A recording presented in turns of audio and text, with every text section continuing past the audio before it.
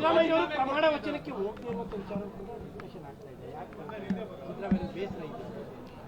ನನಗೆ ಗೊತ್ತಿರೋ ಹಾಗೆ ತಂದೆಯವ್ರಿಗೆ ಏನಂತ ಹೆಚ್ಚಿನ ಅಸಮಾಧಾನ ಇಲ್ಲ. ಯಾಕೆ ಅಂತಂದರೆ ಅವತ್ತೇ ಅವ್ರದ್ದು ಹುಟ್ಟುಹಬ್ಬ ಇತ್ತು ಕೂಡ, ಮತ್ತು ಎಲ್ಲರೂ ಯಾರು ಪ್ರಮಾಣ ವಚನ ಸ್ವೀಕಾರ ಮಾಡಿದಂಥ ಮಂತ್ರಿಗಳು ಬಹುತೇಕ ಜನ ಬಂದು ಸಿದ್ದರಾಮಯ್ಯವ್ರನ್ನೂ ಕೂಡ ಕಂಡಿದ್ರು. ಅಪ್ಪ ಅವರೆಲ್ಲರಿಗೂ ಕೂಡ ಶುಭ ಹಾರೈಸಿದ್ದಾರೆ, ಸಂತೋಷದಿಂದ ಭೇಟಿ ಮಾಡಿದ್ದಾರೆ. ಸೊ ಹಾಗಾಗಿ ಅವ್ರಿಗೇನಂತ ಅಸಮಾಧಾನ ಹೋಗಲಿಲ್ಲ. ಅವರು ಹೋಗ್ಬಾರ್ದು ಅಂತ ಡಿಸೈಡ್ ಮಾಡಿದ್ರು. ಅದು ನೀವು ಅವ್ರನ್ನೇ ಕೇಳಬೇಕು.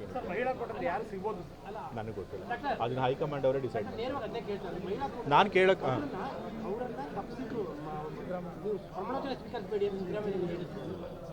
ಗಾಯತ್ರಿ ಅವ್ರು ಹಂಗೆ ಹೇಳಿಲ್ಲ. ಮತ್ತೆ ನೀವು ಹೇಗೆ ಹೇಳ್ತಿದ್ದೀರಿ? ಆ ಥರದ್ದೇನಿಲ್ಲ. ಗಾಯತ್ರಿ ಅವರೇ ಹೇಳಿದ್ದಾರೆ, ಯಾವ ಕಾರಣಕ್ಕೆ ನಂಗೆ ತಪ್ಪಿದೋ ಗೊತ್ತಿಲ್ಲ, ನನಗೆ ಯಾರೂ ಹೇಳಿಲ್ಲ ಅಂತ. ಸೊ ಅಂದರೆ CM ಇಂದ ಫೋನ್ ಬಂದಿಲ್ಲ ಅಂತ. ಸೊ ಹಾಗಾಗಿ ಬೇರೆ ನಾಯಕರು ಯಾರು ಕೂಡ ಅವ್ರಿಗೆ ನೀವು ಪ್ರಮಾಣ ವಚನ ತಗೋಬೇಡಿ ಅಂತ ಹೇಳಿಲ್ಲ. ಸೊ ಹೈಕಮಾಂಡ್ ಅದನ್ನು ತೀರ್ಮಾನ ಮಾಡಿ.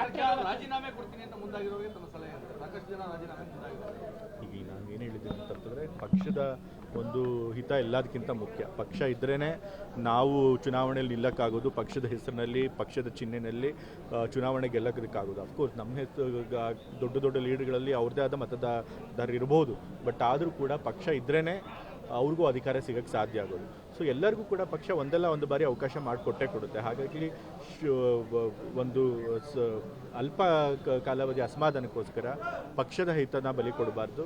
ಎಲ್ಲ ನಾಯಕರುಗಳು ಕೂಡ ಅನುಭವಿಗಳಿರುತ್ತವರು. ನಮ್ಮ ವರಿಷ್ಠರು ಈಗಾಗಲೇ ಅವ್ರ ಜೊತೆ ಮಾತನಾಡಿದ್ದಾರೆ, ಮನವೊಲಿಸುವಂಥ ಪ್ರಯತ್ನ ಮಾಡಿದ್ದಾರೆ. ಖಂಡಿತ ಪಕ್ಷದ ಹಿತದೃಷ್ಟಿಯಿಂದ ಎಲ್ಲರೂ ಕೂಡ ರಾಜೀನಾಮೆ ಕೊಡದೆ ಮತ್ತೆ ಪಕ್ಷದ ಜೊತೆ ಕೈ ಜೋಡಿಸ್ತಾರೆ ಅನ್ನೋ ನಂಬಿಕೆ.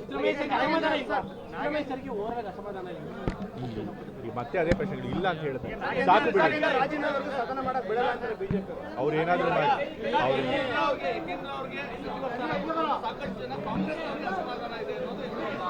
ಅದು ಹೈಕಮಾಂಡ್ ತೀರ್ಮಾನ ಮಾಡಿದ್ದಾರೆ. ಏನಕ್ಕೆ?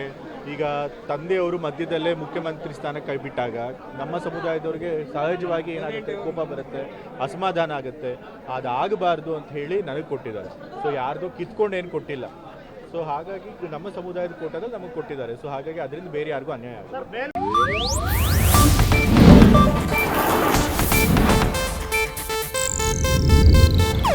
ಇದು ಏಷ್ಯಾನೆಟ್ ನ್ಯೂಸ್ ನೆಟ್ವರ್ಕ್ ಪ್ರಸ್ತುತಿ.